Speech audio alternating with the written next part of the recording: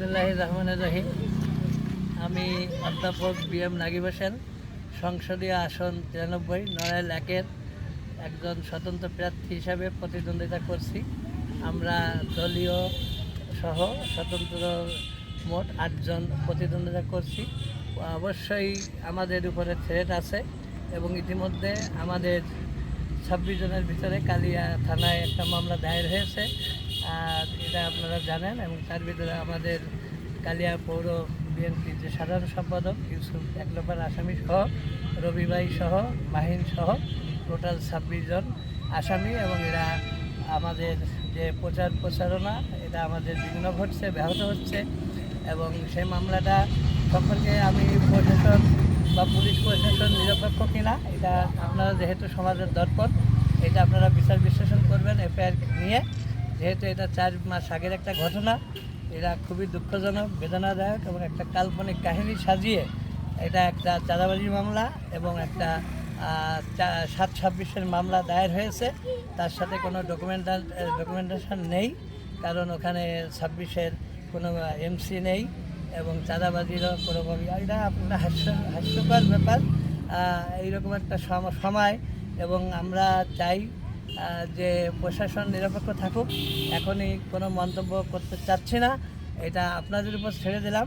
সভা সমাবেশ করছি, এখনও ওই ধরনের সম্মুখীন হচ্ছে না। তবে আমার ব্যক্তিগত আমার উপরে থ্রেট আছে এবং এটা এখন না, এটা আরও আমি যখন থেকে নির্বাচনী মাঠে নেমেছি, আমার মনোনয়নপত্র জমা দিয়েছি, তখন বিভিন্নভাবে থ্রেট আছে। এটা আমি আইন শৃঙ্খলা বাহিনী, রিটার্নিং কর্মকর্তা, সহকারী রিটার্নিং কর্মকর্তা এবং বিশেষ করে সেনাবাহিনীর দৃষ্টি আকর্ষণ করে তাদের কাছে আমি অভিযোগ দিয়েছি। এর মানে আমাকে একদম মেরে ফেলার হুমকি আছে আমার উপরে। আমাকে মানে ঢাকা থেকে আসার পথে বা ঢাকাতে বা আমার এলাকাতে বা আমি যে সমস্ত জায়গায় যাই, তবে আমি এটাকে কোনো কিছু মনে করি না, কারণ আমি যেহেতু 79 সালে ঢাকা বিশ্ববিদ্যালয়ের ছাত্রদলের প্রতিষ্ঠাকালীন মেম্বার ছিলাম। এরকম জীবনে বহু থ্রেটের মধ্য দিয়ে আমার ঈশ্বরের আমলেও আমরা এই থ্রেটের মধ্য দিয়ে জাতীয় ছাত্র সমাজের ছাত্র সংগঠন দ্বারা এটা আমি মনে করি যে এই জীবন দেওয়ার মালিক আল্লাহ। এবং উনি যদি কোনো আততায়ীর হাতে, কোনো সন্ত্রাসীর হাতে আমার জীবন নিতে চায়, আমি নিতে পারি। তবে আপনাদেরকে এটুকু বলতে পারি, যেহেতু আমি জনগণের রাজনীতি করি, তৃণমূলের রাজনীতি করি, তৃণমূলের যারা প্রান্তিক মানুষ তাদের সুখ দুঃখের সাথী হতে চাই, আমি তাদের সেবক হতে চাই, আমি তাদেরকে নিরবিচ্ছিন্নভাবে সেবা করতে চাই। প্রতিবন্ধকতা তৈরি অবশ্যই হতে পারে, কারণ ইতিমধ্যে বিভিন্ন ধরনের হুমকি আমার যারা সাথে কাজ করছে, আমাদের বিএনপির যারা নেতৃবৃন্দ সাবেক এবং বর্তমান, এবং আপনারা ইতিমধ্যে দেখছেন যে আমাদের কালিয়া পৌর বিএনপির যে সাধারণ সম্পাদক, সে এখনও বহিষ্কার হয়ে আছে সেটা প্রায় 5-6 মাস। এবং রিসেন্টলি যে ঘটনা ঘটছে, যেটা যিনি আমাদের বটবৃক্ষ, আমাদের কালিয়া উপজেলার গর্ব এবং কালিয়া সালামাবাদ ইউনিয়নের বারবার জনপ্রতিনিধি এবং খুবই একজন জননন্দিত নেতা আমাদের সর্দার আনোয়ার হোসেন, ওনাকে দেখেছেন কয়েকদিন আগে, ওনাকে বহিষ্কার করা হয়েছে। এবং পাশাপাশি আমাদের সালামাবাদ যে ইউনিয়ন এবং ইলিয়াসাবাদ ইউনিয়নের কমিটি বিলুপ্ত করা হয়েছে একটা ঠুনকো বিষয় নিয়ে। সেই বিষয়টা হলো যে মেয়াদোত্তীর্ণ। তা আমি আপনাদের কাছে বলতে চাই, আপনারা এটা যাচাই করে দেখবেন যে বিষয় নিয়ে এই দুটো কমিটি বিলুপ্ত করা হলো ইউনিয়নের, বাকি যে 17টা ইউনিয়ন আছে বা পৌর কমিটি আছে, এই কমিটিগুলো কবে গঠন হচ্ছে না, এটা আপনাদের কাছে আমি প্রশ্ন রেখে গেলাম।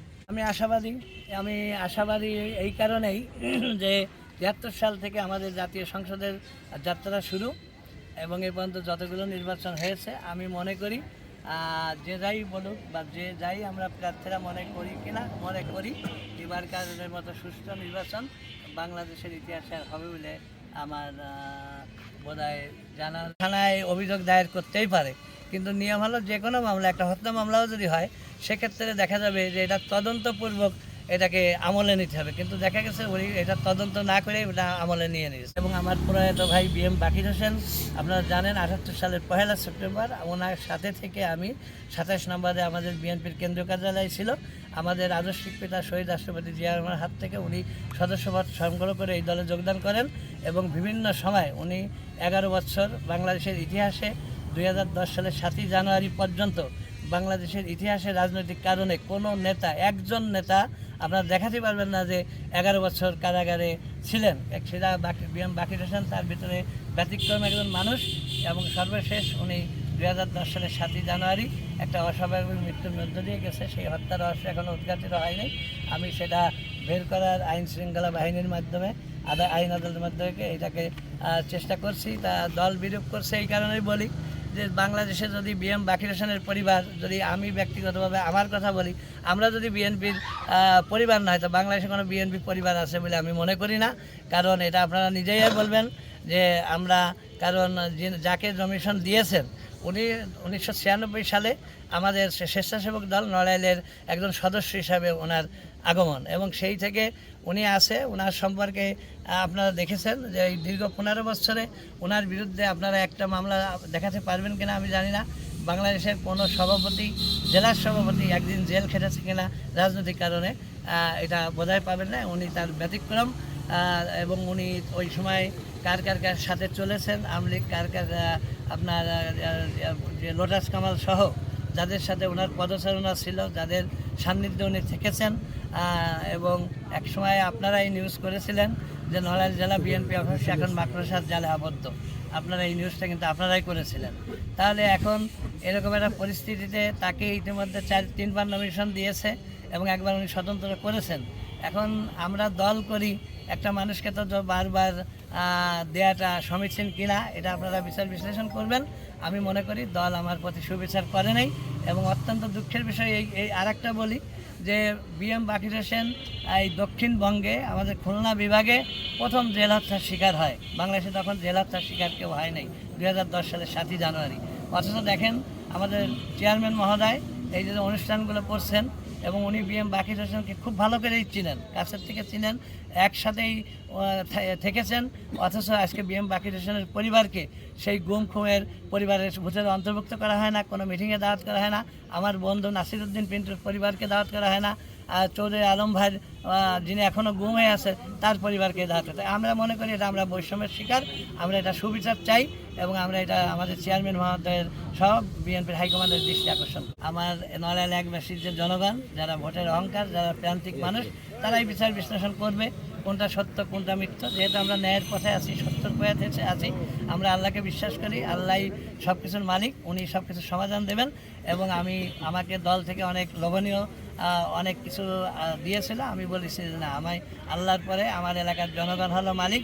আমি এই বিপুল জনগোষ্ঠীকে আমি ঝুঁকির মধ্যে ফেলে, তাদের জীবনকে হুমকির মধ্যে ফেলে আমি, আমার কাছে কোনো লোভনীয় পথ কিছুই না। আমি 12ই ফেব্রুয়ারি পর্যন্ত আমার শেষ রক্তবিন্দু দিয়ে হলো আমি এই প্রান্তিক জনগোষ্ঠীর সাথে আছি, এবং শেষ পর্যন্ত থাকবো ইনশাআল্লাহ।